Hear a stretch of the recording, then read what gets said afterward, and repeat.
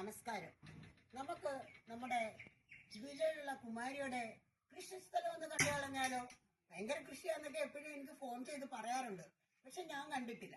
ഞാനിപ്പോ ഈ കൃഷിസ്ഥലം ഒന്ന് കാണാനായിട്ട് വന്ന നമുക്ക് അവിടോട്ടൊന്ന് പൂർത്തിയായിട്ട് നമുക്ക് കാണാം ഒരു പ്രത്യേക സ്റ്റൈലിലുള്ള പടവലങ്ങ മാതിരി ഇരിക്കുന്ന വഴുതനങ്ങ. ഞാൻ ഈ വഴുതനങ്ങ ജീവിതത്തിൽ ആദ്യമായിട്ട് കാണും കേട്ടോ. ഞാനിങ്ങനെ കണ്ടപ്പോ വിചാരിച്ച പടവലങ്ങയാണ്, പക്ഷെ ചെടി കണ്ടപ്പോ വഴുതനങ്ങായി. വഴുതനങ്ങയാണോ പടവലങ്ങയാണോ എന്ന് എനിക്കൊരു ഭയങ്കര അതിശയമായിരുന്നു. പക്ഷേ ഇപ്പോൾ മനസ്സിലായി ഇത് വഴുതനങ്ങയാണെന്നുള്ളത്. എന്താ നീളം എന്നുള്ളത് നമുക്ക് അളന്ന് നോക്കിയിട്ട് പറയാം കേട്ടോ. ഏകദേശം നല്ല നീളമുണ്ട് കേട്ടോ. അത് തന്നെ കുറെ മൂടുകളുണ്ട്, ചെറുതൊന്നുമില്ല, പല പല സൈസിലുണ്ട്. പിന്നെ പച്ചമുളക് ഇങ്ങോട്ട് നോക്കൂ, വെള്ളം നല്ല നമുക്ക് സൂപ്പർ ചമ്മന്തി അരയ്ക്കാൻ പറ്റിയ പച്ചമുളക്.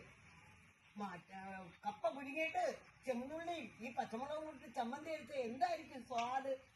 എല്ലാവരുടെയും വയലിൽ കൂടെ വെള്ളം ഓർന്നില്ല നമുക്ക്. അപ്പൊ അത് കണ്ടു. ഇനി അങ്ങോട്ട് നോക്കൂ, ചീര കൃഷി ഉണ്ടല്ലേ. ഇപ്പൊ മാങ്ങ ധാരാളമുള്ള സമയമാണ്. മാങ്ങയും ചീരയും കൂടെ ഒന്ന് അവിയൽ വെച്ച് നോക്കിക്കേ. അപ്പൊ അതിന്റെ ടേസ്റ്റ് നമുക്ക് മനസ്സിലായി.